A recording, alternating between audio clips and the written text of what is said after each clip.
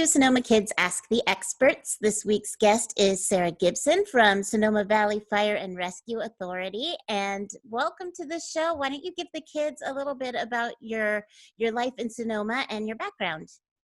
Well, thank you for having us here today. We're really excited to talk to all the kids in the area. Again, my name is Sarah. I'm firefighter-paramedic with Sonoma Valley Fire. I've been a paramedic since 2000, a long time. I started my career as a paramedic in Chico, California, but came to the Bay Area. And I've started my fire career as a volunteer firefighter, which you can do in Sonoma with Sonoma Valley Fire if you're interested, and progressed to working with CAL FIRE and now at Sonoma Valley. So I've been doing this for a long time, but I do it because I love my job. So that's about me. Awesome. And the kids gave you some really fun questions, I think, this week, and a lot of questions. So we'll answer as many as we can. And we're going to start with just fires in general. And the first question comes from Aiden, age 10, who says, how are fires started? I mean, I know, but I'd like a professional answer. I love that question, Aiden. Yeah, a professional answer. Well, I can get really scientific here. I think that's one of the cool things about fire is that it is a very scientific process. So if I really want to boil it down for you, what happens when a fire starts is basically rapid oxidation. So I'm going to geek out with you for a minute. And everything in our world is made of molecules and atoms. And if we heat those molecules and atoms up enough, they start moving around. And if they move around enough, they actually start bouncing far away from each other and they can turn to a gas. And we see this slow oxidation process when we see something rusting. But when it goes really fast, it starts to give off heat and light. And that's rapid oxidation. And when we see that heat and we see that light, we get fire. So from oxidation, we go into pyrolysis, which is where all the gas and heat comes off. And then we turn into chemiluminescence, which is a really cool word for all the light you see. And then eventually you have free burning fire. So that's the really scientific version of what is fire. But yes, the easy version is when we apply enough heat to a product, and it can be anything, that it starts to combust. So I hope that answered your question, Aiden. That's my professional answer. I love it. And I learned too. That's what I love about this show. I keep learning with the kids. Right? Kids are the best teachers. Yeah. Matt, age 10, says, what about my pets in a fire? Should I grab them? Hi, Matt. Thank you for asking a really important question. The pets in my family are my family too, so I really understand. Here at Sonoma Valley Fire and with every fire department in the state and the US, our primary concern is your family and you. So if your cat or your dog or your fish or my son has a pet leech, believe it or not, I know, whatever your favorite pet is, if they're right there and you can grab them, absolutely grab them and get out of the house. But our first concern is you. So we never want you or your family members to go back for a pet. Once you get out of your house, we want you to stay out of your house. And we'll be there in Sonoma Valley. Our fire engine will show up within 4 minutes in your city response area. So we'll be there. We'll be able to grab your pet for you, okay? But again, our goal is to make sure that you're safe. And if you're safe, then you can tell me where your favorite lizard is, and I can go in and get your favorite lizard for you. So our primary concern is you, and I hope that's a good answer to your question. I think it was a good answer. I want to know more about the leech, but I'll ask you that later. Yeah, later. Alyssa, age 12, wants to know, if we have water near us, should we fight it a little bit ourselves, or will that just make it worse? That's a really good question, Alyssa. Our concern when people engage fire is not necessarily that they'll make it worse, but that you may not realize how hot an environment you're in, and there's so many toxic things in a fire that you don't realize. So we have our special masks that we wear, the self-contained breathing apparatus. And then even on wildland fires, we have shrouds, and we're actually developing shrouds that protect us from all the environments we're in there. So ideally, we would like you to step away from the fire. We also don't want you to get hurt. Fire, when we think of fire, we just think, oh, that the heat is where the flames are. But fire gives off something called radiant heat. And radiant heat is actually one of the largest causes of airway burns. So say like you're running through your house, trying to get out of your house, you don't even need to get near the flames to damage the really soft tissue in your lungs and your airway from radiant heat. So we do want you to get away, keep yourself safe, and give us a call. I will say though that if you have a family member who's trained to use a fire extinguisher, there's special training. You can get that with us at Sonoma Valley or other departments that if you have an adult who's trained to use a fire extinguisher in an interior situation, so like inside your house, we do ask, go ahead and try and use that really quick. But if it doesn't work, we want you to get away from that fire. And then now we're going to move into firestorms, which, by the way, kids, I grew up in Sonoma and I didn't even know that was a thing until a couple years ago. So I'm proud of you for asking questions. Jack, age 11, wants to know what they are. I guess this is another professional answer. Yeah, I might get scientific again, Jack. Just kidding. So, the reason that you might not have thought about them or heard about them, Kat, is that they are a more current modern phenomenon. We did have firestorms about 100 years ago. There was one in Minnesota, a really large, kind of famous one if you're into fire history and fire behavior. But the reason we're seeing more firestorms is because of climate change. So the difference between a fire, like we might have, isn't a small fire, but a more manageable fire, we'd say 1,000 acres, versus a firestorm, which is what we had seen in 2017, is that a fire gets so large that it starts to create its own weather. So again, we are seeing that because of climate change, because our atmosphere is getting a little bit hotter. And basically what's happening, one of the bigger problems with that climate change is not the heat that we're seeing necessarily, but the way that heat changes what we call fuel. And the fuel is the vegetation around our county, and we live in a Mediterranean climate. So what that means is that we get hot summers and cold winters, but when that fuel or that vegetation or all the plants and shrubs and grass gets dry, then that feeds that fire. And so we do see these firestorms. And typically, like, for example, what we saw in the Kincaid fire and the Tubbs fire, those are now accompanied by really high wind events. And those wind events are more common now also because of climate change. So that's a really technical question. But basically, all the way from like Arizona and Nevada is where those winds come. So it's pretty crazy. But yeah, so yes, Jack, a firestorm is a big fire that is so intense, it creates its own weather in a nutshell. And then we have Mia, age 10, who wants to know, is a firestorm created differently than other fires? So again, basically a firestorm is a situation where a bunch of, I'm going to say Mother Nature's, Mother Nature lines up a bunch of crazy behaviors and models for things like how much moisture is in a bush. So let's say it's August and that your favorite bush outside, it hasn't been soaking up a lot of water because there's no rain. So that would be what helps create a firestorm, when the plants aren't getting enough water. What also creates firestorm is that in this place called the Four Corners, again, where Nevada and Arizona, they get these intense high pressure systems, which means that there's a lot of pressure from the way up in the atmosphere starts to drop down because of all the heat, and it pushes that wind event. So it is different than a regular fire. The cool thing is, though, Mia, is that we can start to predict this, and then we do predict this. So that's when you'll start hearing about, you'll hear about red flag warnings from us, or fire danger.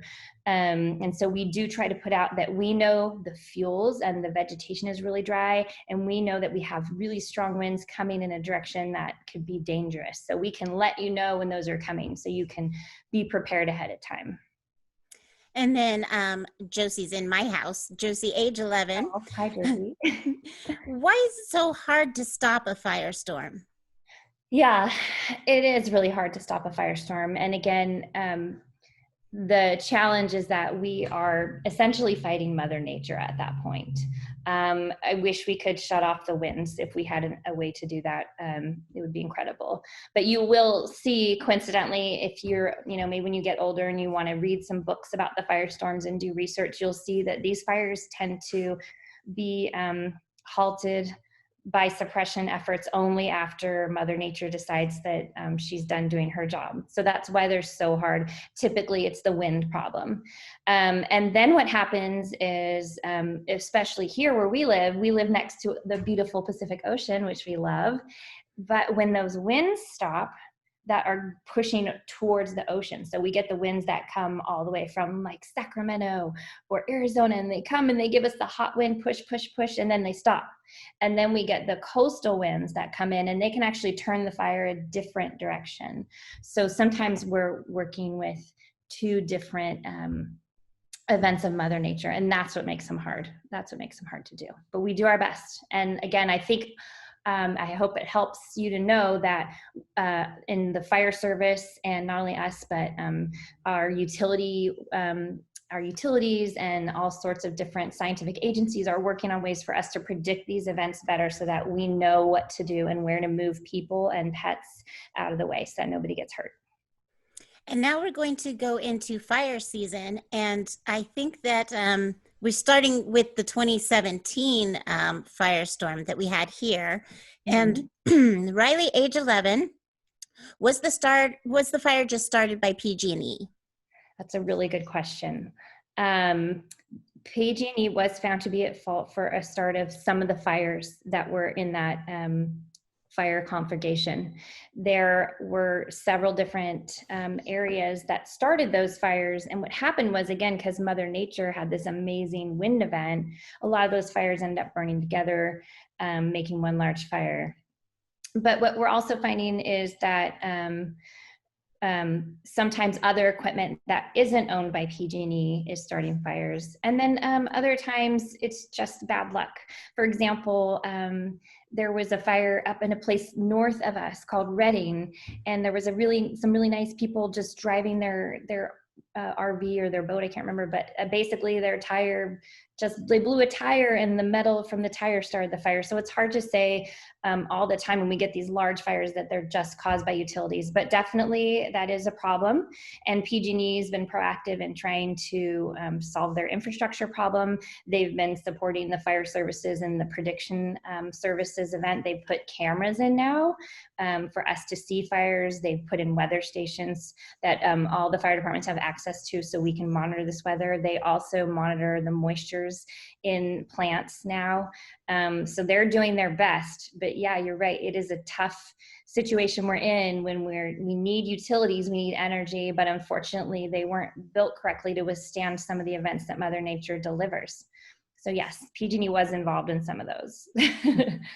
And Liv, age 12, wanted to know how it started also. So I think she got her answer there. Yes. So we're going to move on to Matt, age 10, again, asking a second question. I like when you guys ask more than one question. Yeah. Why was it so hard to get it contained, that fire? That fire, again, while we're going back to that firestorm issue. So when we have firestorms, not only is the flaming front, which is kind of what you imagine a fire like marching, and a lot of people imagine that's how these firestorms move through, and indeed they do. But when you have really high winds like we did, I think some of them were clocked around 100 miles per hour at the wind tops, and even in the valley, I want to say 60 to 70 miles per hour. So what those do is they pick up tiny pieces of fire, what we call embers. So that could be a piece of bark from your yard, or it could be, say, somebody's fence caught on fire and a little piece broke off, picks it up and actually lofts it into the air and can carry it for miles. So that starts another fire when it lands. So that is another component of, not only are we dealing with incredible winds, we're dealing with ember cast is what we call it. Those are those little pieces that fly and jump ahead of us. So the fire jumps way in advance of us, and then we're constantly moving about. One of the other challenges, which I feel we're getting better at, and you guys can help us with, is evacuating early. So when we were able to move many communities out of the way of the Kincaid fire last summer, we were able to move into the neighborhoods and we were able to do suppression more quickly because we weren't focused on evacuating. And for many reasons, we were caught off guard in 2017 as far as being able to move a community ahead of time. But that's one of those early prevention, early monitoring systems that all the fire departments in the area are a part of now together. And speaking of prevention, we're moving into preparation now. So Maggie, age 13, also in my house. What should we do? What kind of stuff should we have? And similar, Jack, age 13, wants to know, should we have a safety bag kit and where should we keep it? Yeah, that's a great idea, Jack. And absolutely, you guys should have a bag. There's so many great lists that you can Google online. I don't want to just subscribe to one. You can put fire evacuation safety list and find some. We have one on our website. Cal Fire has some on their site. I would say shop around and look because everybody's family is a little different. So you need to cater it to what your needs are. Some really important things to do is sit down with your mom and dad and see if there's any really important documents that you might want to make sure you have. You don't need to necessarily have the documents, but maybe you have your mom and dad make a copy and they put it into your to-go bag so that the numbers on it are easy to find. So for example, like an insurance card or a health card, or for me, I like to travel, so I want to make sure I have my passport. So if you have any documents like that, sometimes making a photocopy if you don't want to move the original and having that will help you recover a document. Really important things, prescription medications. I have an 8-year-old son and he has a prescription medication he has to take. So I make sure that I have extra of that to take in a big hurry if I need to. Also, hopefully you're going to have time to grab your sweet pets, right? So you want to have pet food. And then you want to have a couple days worth of stuff that makes you comfortable. So if you have strawberry toothpaste that is your favorite, then, maybe go shopping with your mom and dad or order on Amazon since we can't go to the stores right now, and make yourself a little kit of just daily items that will help you get through, a few days of comfort. And then also, I like to stick in a favorite book or so that you have something to do, because unfortunately when you do need to go do something, you have some waiting to do. But yeah, big things are prescriptions, again, any important documents, and pet care, really simple care stuff. And then the most important thing is you and your family. So just make sure if at the very least that you guys get out and stay safe, okay? I have a question of my own now. What would you pack in preparation to evacuate your leech? My leech, I know. Well, the leech is very simple. He doesn't need to eat except for like once every 6 months. So as long as we get the leech, we're okay. Okay. Yeah, exactly. Madison, age 12, wants to know, should we have an exit coming out of our room if we can? I think she means, if you're in your room and a fire happens, how do you get out? Yeah. Or how do you plan for that? Great question, Madison. And I'm going to bring up something that is my favorite, something we call EDITH. It's EDITH is EDITH, and that stands for Exit Drills in the Home. So since we are all hanging out together more with our family, sheltering in place, this is a great time for you to come up with your exit plan. So you could get together and you could even draw a little map of your house if you want. This is a great little project to do if you guys are looking for some school stuff, like I know I am as a mom. You can make your exit plan. And we say, try and find 2 ways out of every room. So usually there's a door which can go out into a hallway, and then the window. So don't forget you can get out a window if you need to. And you can even practice if your family's up for it. So you can carefully take the screen off and practice going out your window and kind of prepare yourself mentally for that. But yes, we love to challenge people to find 2 ways out of every room or 2 different escape routes through their house. And then I think there's some other questions that have to do with Edith, so I won't go on any further, but great. Okay. Okay, so this is similar to the first question we asked in preparedness, but more specific. Should we have a special prepare kit in each of our rooms or just in one room? I would say one room, that would be best. I know that my son, when we were preparing for the 2018 Kincaid fire situation and we were having the public safety power shutoffs, I would be at work and his dad and him would put together a small backpack for him of stuff that he wanted to keep.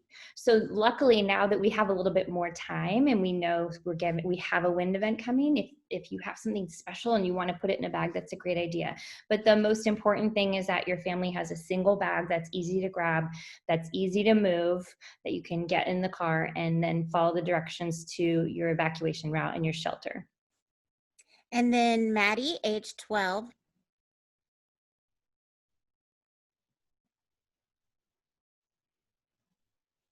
Well, it's not my Wi-Fi.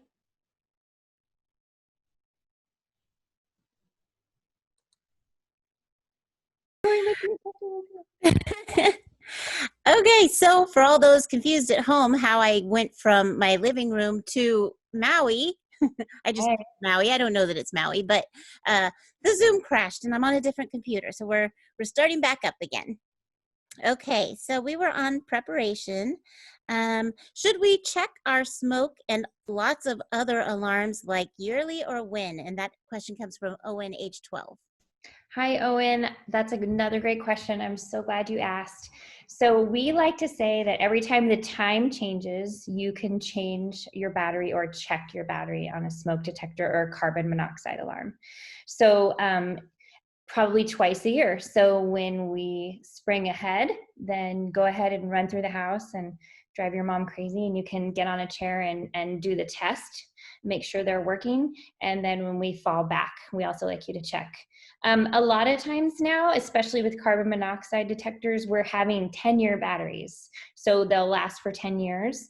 And those are lithium ion batteries, and unfortunately you can't replace them. So you need to go out and get a new carbon monoxide detector. But if your carbon monoxide detector is beeping and you don't know why, then call 911 and we'll come and check. And we have special gas detectors that make sure there's nothing bad in your house, because carbon monoxide is an odorless gas. So you don't know it's there. So yeah, but whenever the time changes, go ahead and check those smoke detectors. And now we're going to move on to being a firefighter and paramedic. And our first question is from Bella, who's age 11. Are you guys on call all of the time? And a similar question from Ethan. What are the different shifts of a firefighter? Great questions. Well, Bella, nice to meet you. You should be a firefighter. It's really fun. We need lots more women out there.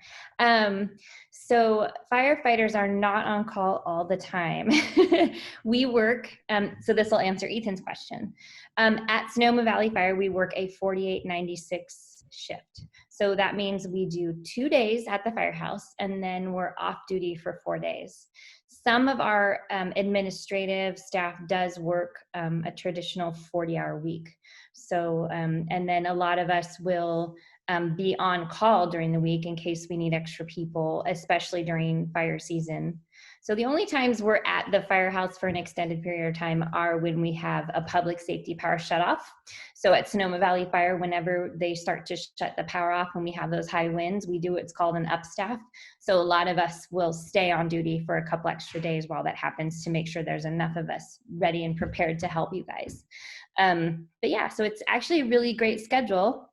I'm a mom and I love it because I go to work for 2 days and I love my job, and then I come home and I get to be a mom for 4 days. So firefighting has a pretty sweet schedule, I gotta be honest. That's nice. I like that.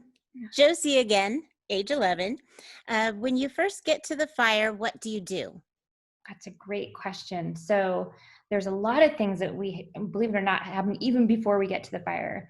So before we even jump in our rig, we have a dispatch center. So when you call 911, we have some really great, amazing dispatchers in a place called Redcom, and they are taking information for us. They're asking what you see, what you hear, what your address is, if you know who lives there, how many people live in that residence. So maybe you're calling for a house that you see across the street, you're calling for a neighbor.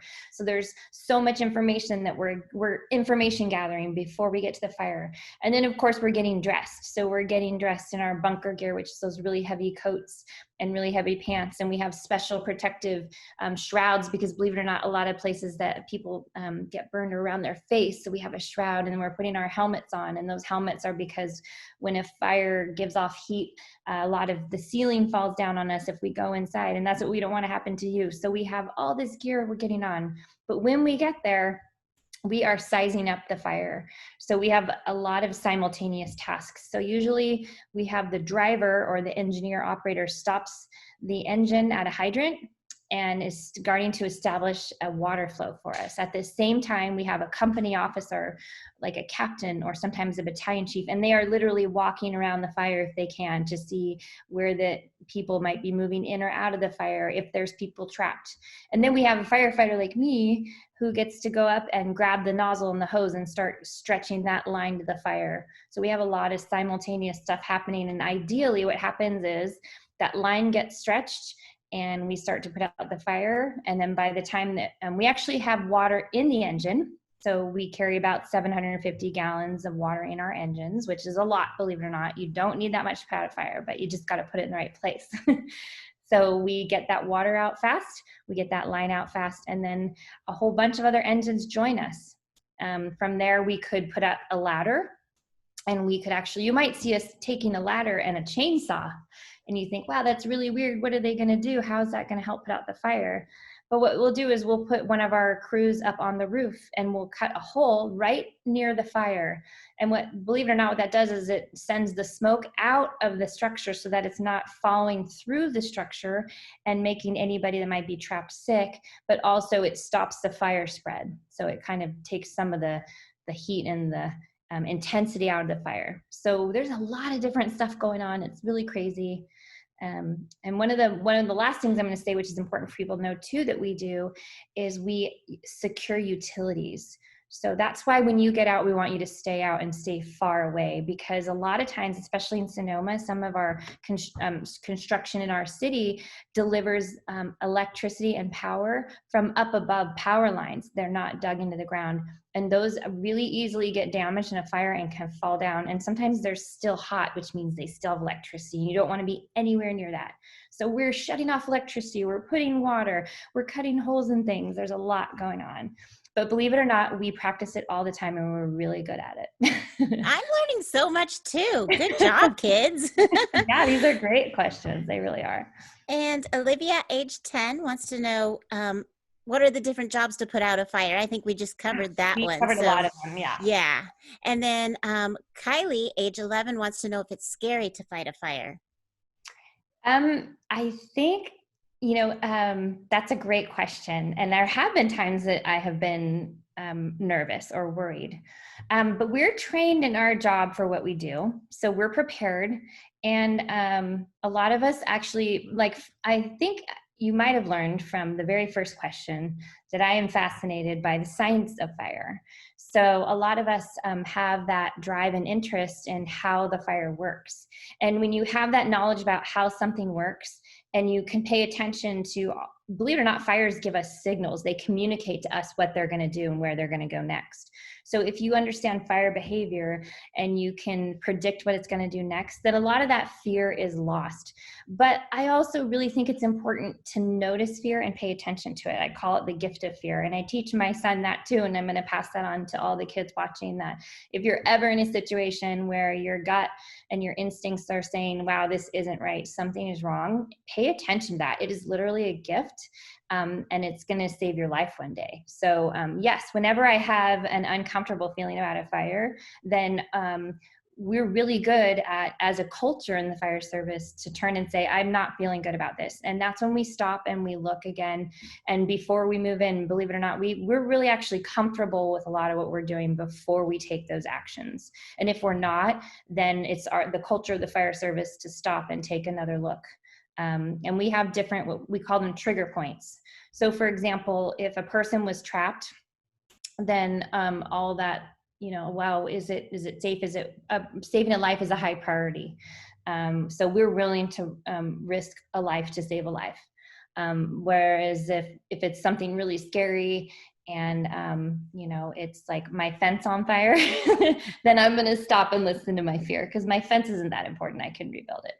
So we have a lot of different safety features, and we have a lot of different practices in the culture of the fire service that prepare us to pay attention to our fear and to use it to our advantage.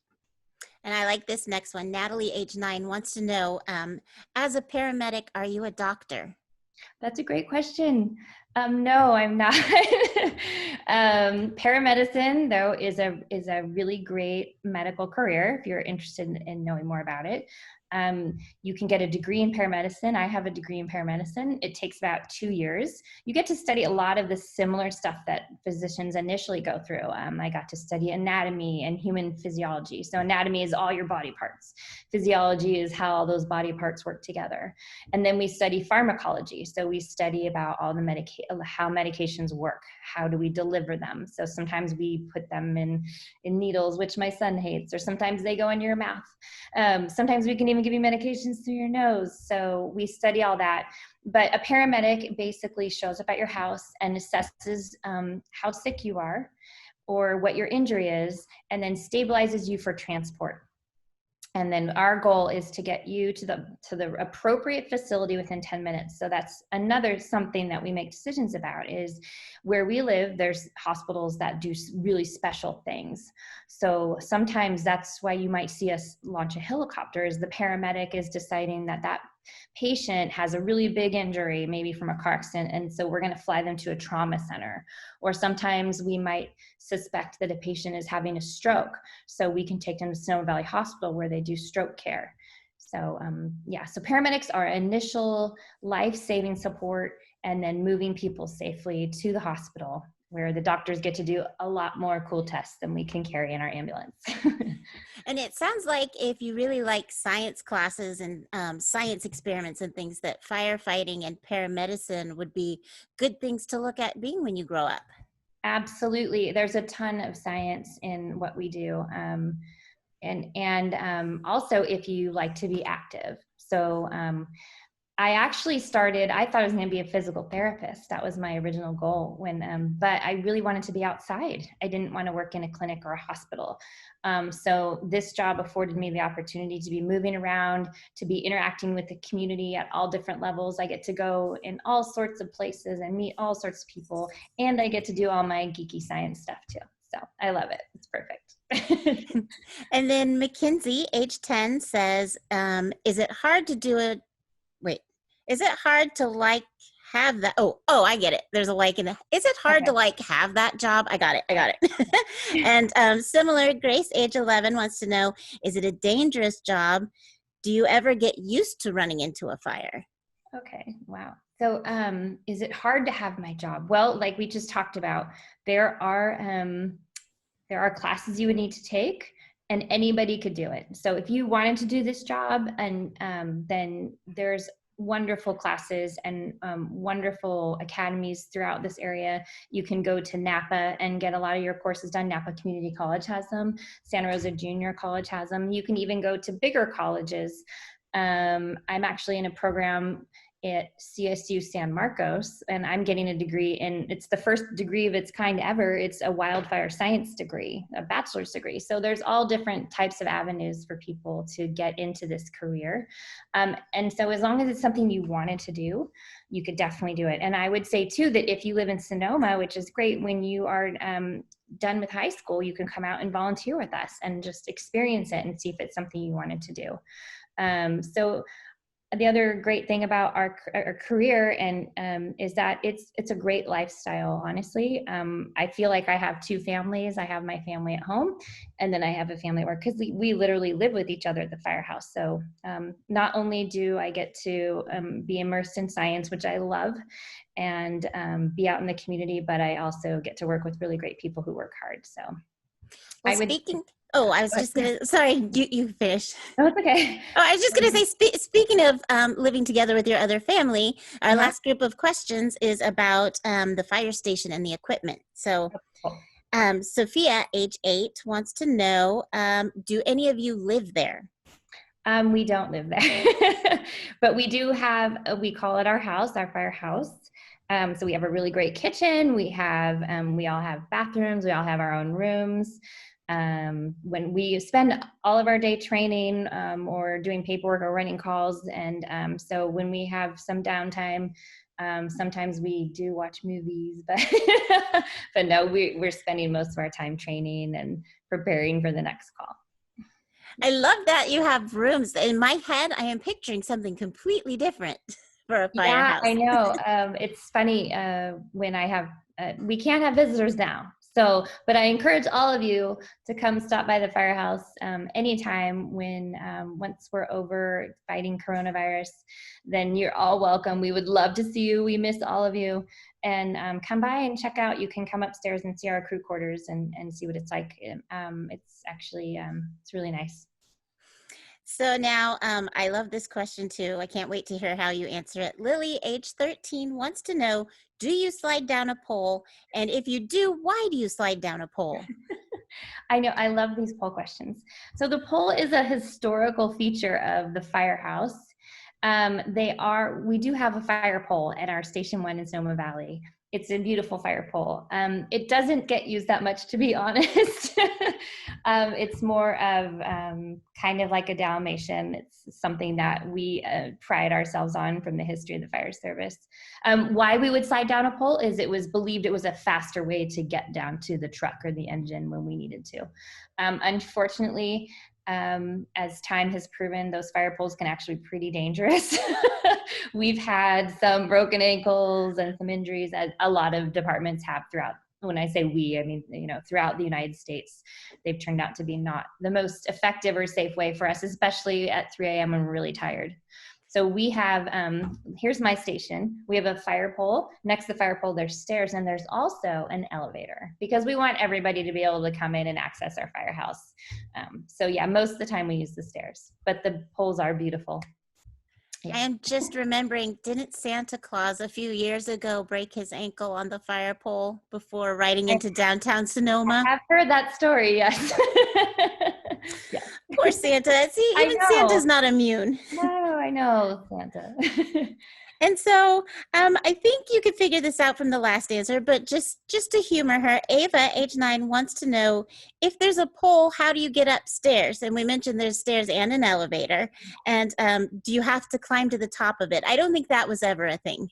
No, actually it'd be really hard because the poles they're kind of slippery. And so there's a trick to it. And we actually do training to use the pole. You have to use your feet. If some people, when they get really good, you'll always see some of people in long sleeves using the pole because you don't want to drag your hands on it. And it's really hard to climb up. Yeah. And then my Josie, she was full of questions this time. When you call 911, does it answer to the police and the fire station or only one of them? That's a great question.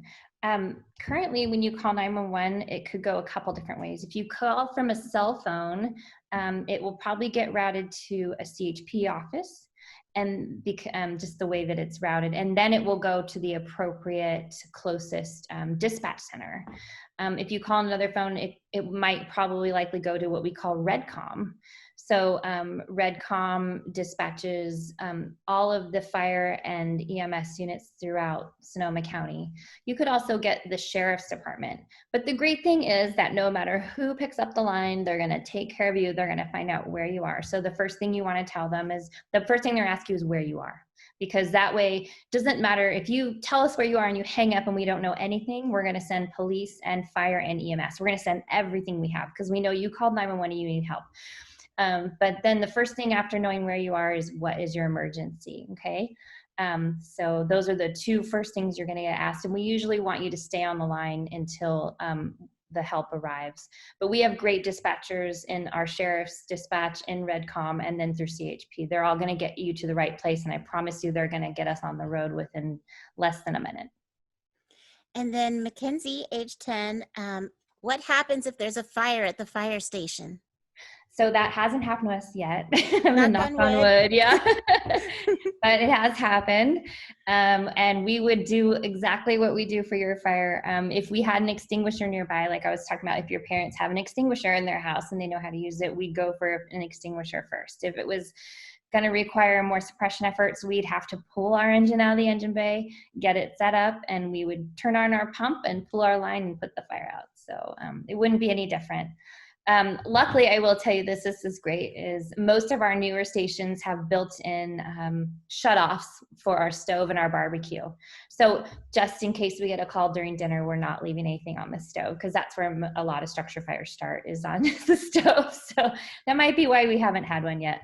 But yeah, so we're upping our game so that we don't have to do that. That is a cool feature. It is. Nathan, I think it's age 8. I typed 80, so I don't think I had an 80-year-old fourth grader. But Nathan says, does all of the special fire equipment stay at the person's house or only at the station? Great question. Anything that is on the engine or will replace equipment on the engine will stay at the firehouse. So we have generators, we have the jaws of life, or heavy equipment, hydraulic tools. We have pressurized water cans. We have special jacks to stabilize a car that's rolled over. All of that stays on the engine, and anything that we need to repair that or upkeep it or replace it stays there. Same with the ambulance. Sometimes some of our gear comes home. My gear bag with my wildland gear is sitting next to me. So in case there's a fire that we might get called to, then I'm ready to be there. So in the summer, some of us do take some of our gear home. But in general, anything that belongs to the engine or the medic unit will stay at the firehouse. And then we're going to end with a couple questions about dogs. Okay. What is the use of the Dalmatian, and why a Dalmatian and not a pit bull or a Chihuahua? And I'm sorry, I forgot to write down the name of who asked that, so I'm sorry. Oh, well, whoever asked it, I love this question. If it were up to me, it would probably be a different dog too. No, Dalmatians are wonderful. So the tradition for the fire service with the Dalmatian was, it was believed that they were kept at the firehouse to run ahead of this was when we were in horse-drawn carriages. This is a long time ago. And that the dogs would run ahead and actually scare other carriages out of the way. So it was essentially the siren and lights of that time. So I don't know. I think we could totally train a Chihuahua or a pit bull to do it, and I would love it. So we can have any mascot. But here's a great story too. A lot of firehouses are adopting dogs now. So they're not Dalmatians. A lot of firehouses. In fact, one of my firefighters I work with, coworkers, worked at a firehouse in the Central Valley before coming to Sonoma Valley, and they had a station dog, and it was a rescue dog. And it just got to hang out at the firehouse and do really cool things. And if any of you want to see a cool fire dog rescue, there's one that I especially love, and he lives up in Mendocino, Cali, and you can find him on Google. He's Cali the Fire Dog, C-A-L-I. I follow him in my social media. He's really cool, and he gets to go when school is in. He goes to schools and does all sorts of cool stuff. So there's a million different ways that we can bring dogs into the fire service, and I could go on forever about that. But that's and that answered the last question too. Okay. So we're good. And Okay. we've been talking to Sarah Gibson from Sonoma Valley Fire and Rescue Authority. Did I get the last word in there? Okay. Yeah. When I switched computers, I left my notes in the other one. No But worries. where can kids reach out if they have more questions before they're allowed to come in person to the fire station? Yeah, absolutely. I'd be happy to give you my email right now if anybody wants it. So if you want to grab a pen or a pencil, I'd be happy to email you back. So again, my name is Sarah Gibson, but my work email is Sarah G. So that is spelled S-A-R-A-H-G, and that's at SVFRA, which stands for Sonoma Valley Fire Rescue Authority.org. Yeah, and unfortunately, we're in really tough times. We can't have people even coming by any of our stations. So if you want to email me and I don't know the answer, I would be happy to pass it on to somebody who does. And I would love to hear more of your questions and support all of you through this time. And I can't wait to see you at a pancake breakfast or at a 4th of July fireworks festival, hopefully next year. Yes. Yeah. Well, this has been another episode of Sonoma Kids Ask the Experts. If you've missed any of the episodes, they're all up on YouTube. You can have your parents search hashtag Sonoma Kids Ask, and all of the videos will pop up. Thank you so much, Sarah, for talking to us today. Absolutely. It was my pleasure. All you guys be safe. Take care.